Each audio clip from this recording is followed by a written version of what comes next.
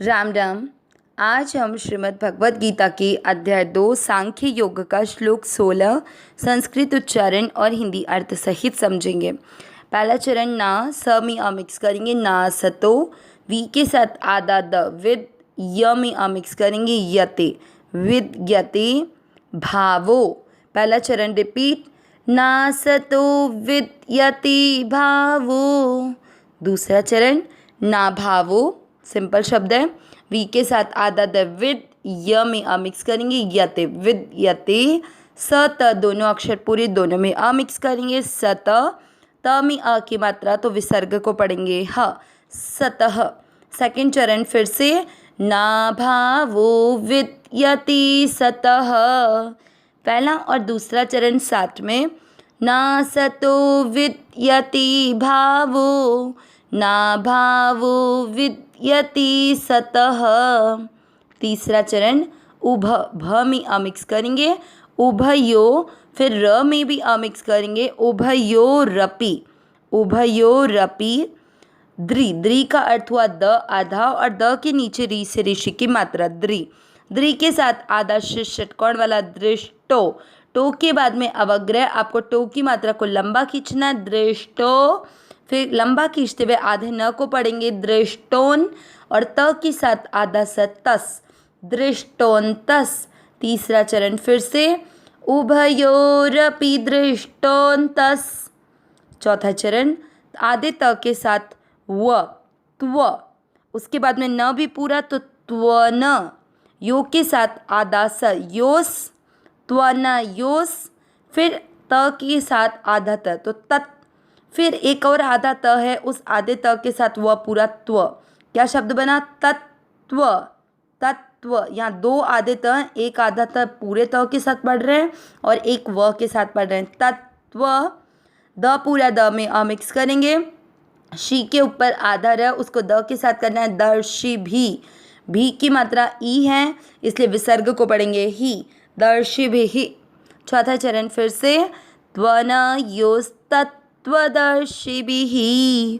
तीसरा और चौथा चरण साथ में, उभयोरपि दृष्टोन्तस् त्वनयोस्तत्त्वदर्शिभिः।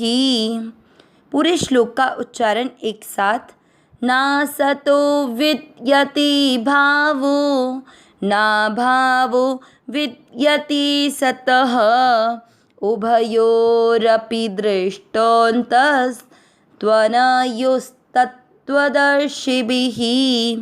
एक बार फिर से, ना सतो विद्यति भावो, ना भावो विद्यति सतः, उभयोरपि दृष्टोन्तस् त्वनयोस्तत्त्वदर्शिभिः।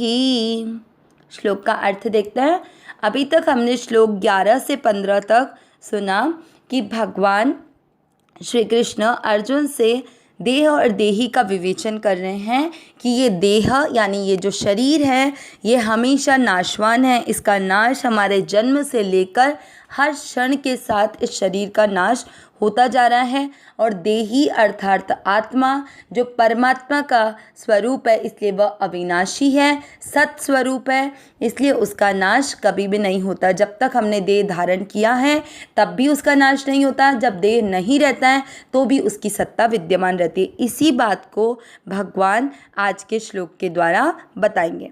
ना सतो, इसमें दो शब्द हैं, न धन असतो, न यानी नहीं, असतो यानी असत का। तो विद्यते, विद्यते यानी विद्यमान है, तो न असतो, तो न असत का विद्यमान है, तो इससे न और विद्यते इन दोनों को एक बना देंगे तो क्या बना, न विद्यते यानी विद्यमान नहीं है, असतो असत का।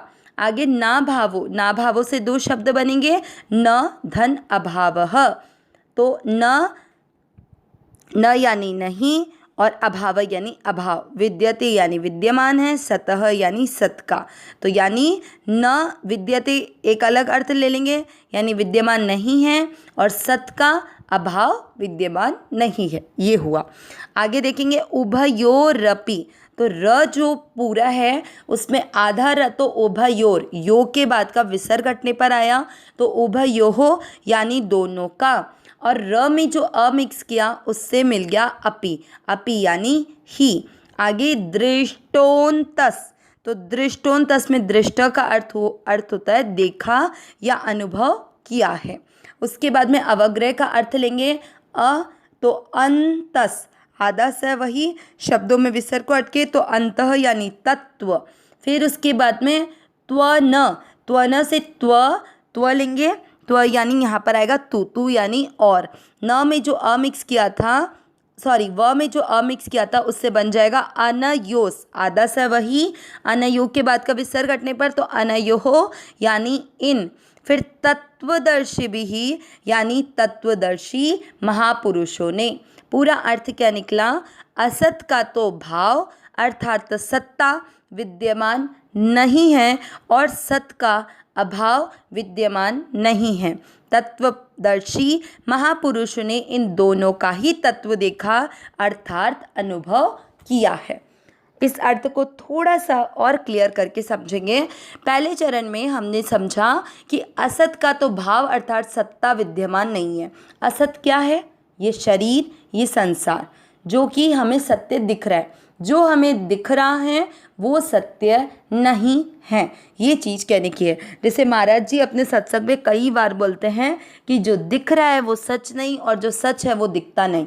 वही चीज़ इस श्लोक के माध्यम से बताई गई है कि जो दिख रहा है वो ये शरीर और ये संसार, इसकी कोई भी सत्ता विद्यमान नहीं है।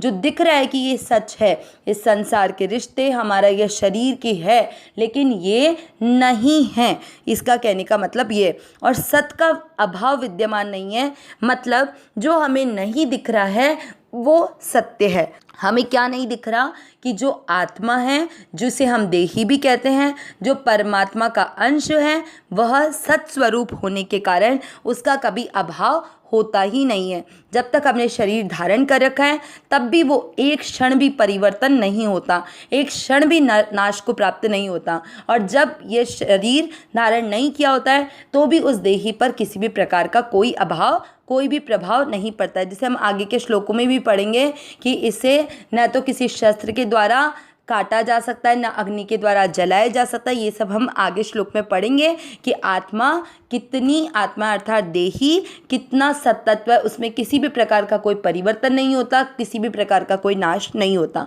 तो यही पहले और दूसरे चरण में समझाया गया है कि असत की तो कभी सत्ता नहीं होती है और सत का कभी अभाव नहीं होता है। और इन दोनों तत्वों को किसने जाना है? तत्वदर्शी महापुरुषों ने। और उन्हीं के अनुभव से उन्होंने हमें सत्संग के माध्यम से इस ज्ञान को प्रदान किया है कि जो दिखता है वो सत्य नहीं है और जो सत्य है वो कभी दिखता नहीं है।